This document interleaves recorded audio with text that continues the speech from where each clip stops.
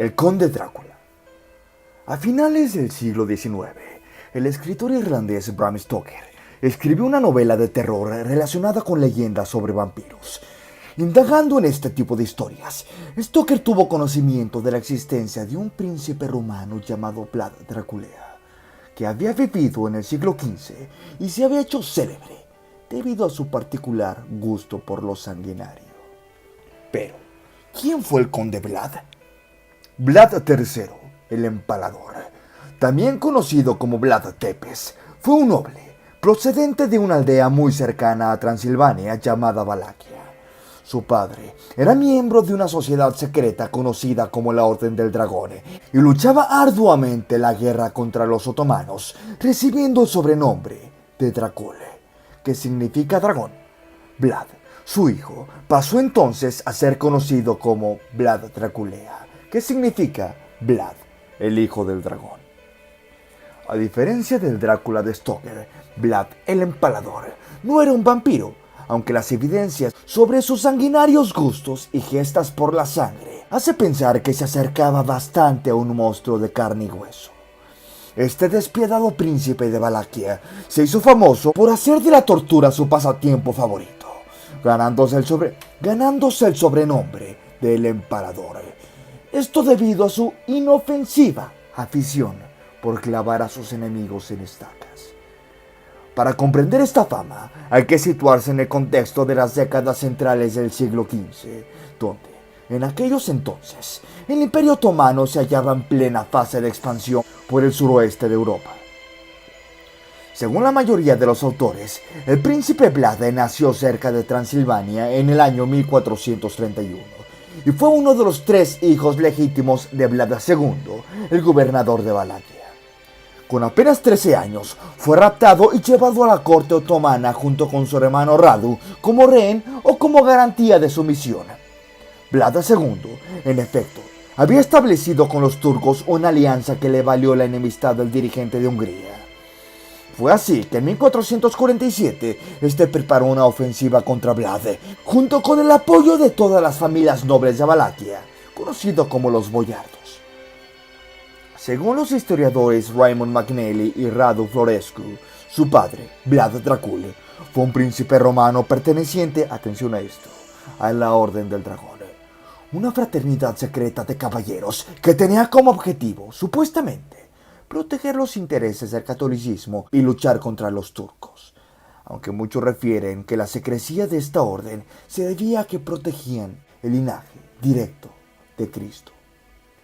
La Orden del Dragón, mejor conocida como Societas Draconistarum, para muchos estudiosos, fue una continuación de la Orden de San Jorge, fundada por el rey Carlos I de Hungría en el año 1318.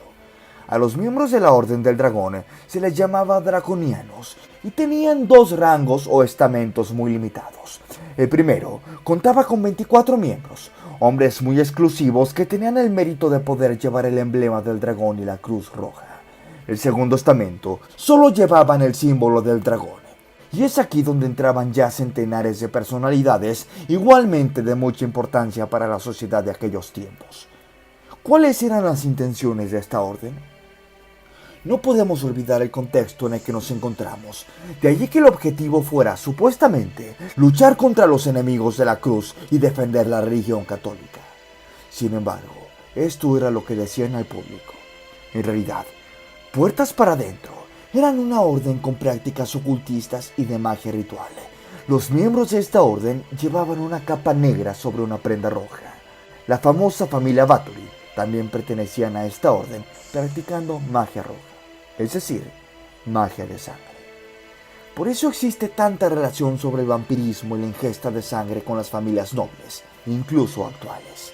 Motivo por el cual Stoker, conocedor del contexto histórico y buen documentalista, eligió el atuendo tan característico del conde Drácula, así como el gusto por la sangre de los seres vivos. Fue así que en 1444, el padre de Vlad se vio obligado a entregar a 2 de sus 3 pequeños hijos como rehenes, Vlad Tepes y a su hermano Radu, quienes fueron trasladados a Estambul por el general del Imperio Otomano. Cuando regresó a casa, el joven Drácula descubrió que su padre había muerto apaleado por su propio pueblo y que su hermano Micrea, el único que no fue capturado, había sido quemado y enterrado vivo. Como venganza, Vlad se convirtió en Vlad el Empalador, sembrando el terror sobre el pueblo que traicionó a su familia. ¿Cómo lo hizo? El joven emperador invitó a los boyardos, a las familias más poderosas de todo Valaquia, a una cena de Pascua. Acto seguido, como si de una novela de terror se tratase, los exterminó, uno por uno. El festín de cena terminó siendo una masacre. Empalamientos, ejecuciones masivas y crueles torturas.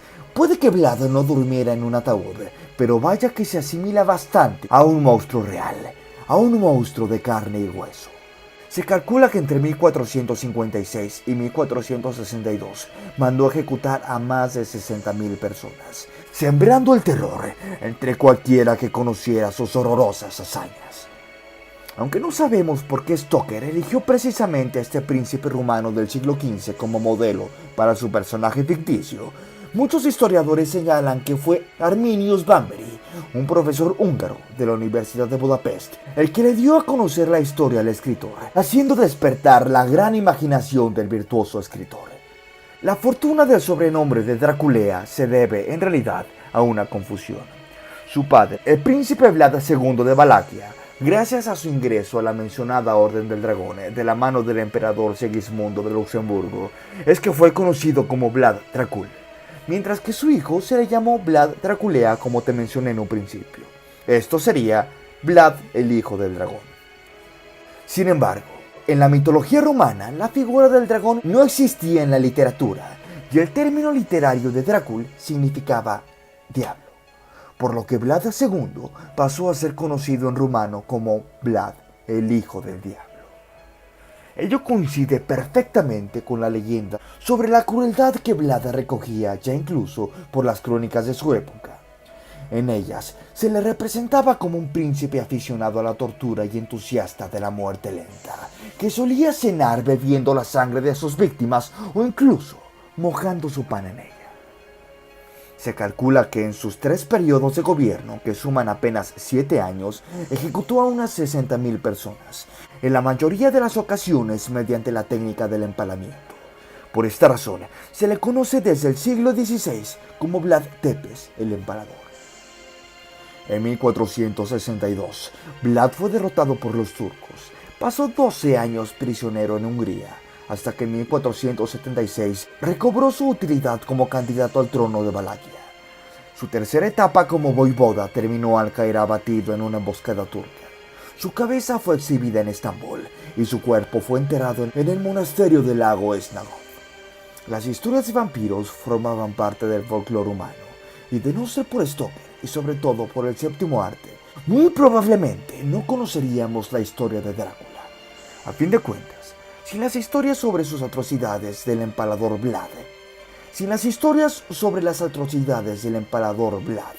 el vampiro inmortal que conocemos popularmente ni siquiera hubiera existido.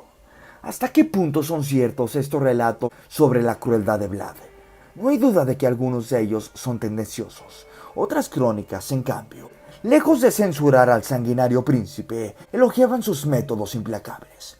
En la época y lugar en la que vivió Vlad, su crueldad no fue en modo alguno excepcional, aunque no cabe duda de que pocos de sus contemporáneos llevaron tan lejos sus métodos de aniquilar, particularmente creativos.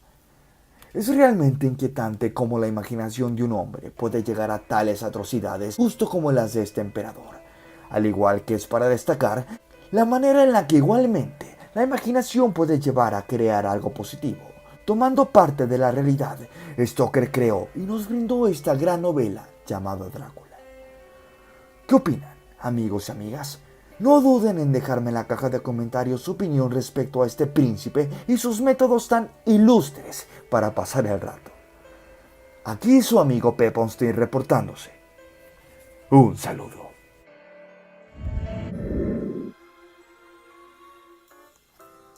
Antes de terminar con el video, quiero invitarlos a formar parte de los miembros del canal. Tendrán muchos beneficios como obtener insignias especiales, ver contenido exclusivo o mirar contenido antes que sea público. así como pedirme directamente algún tema de qué hablar, al igual que pedirme alguna canción para tocar, entre muchos beneficios más. Si mi trabajo les gustó, los invito a que dejen su like y se suscriban al canal, ya que me ayudan un montón a continuar con este proyecto, además de que es totalmente gratis. Larga vida a todos ustedes, amigos, y recuerden, ¡Let's rock!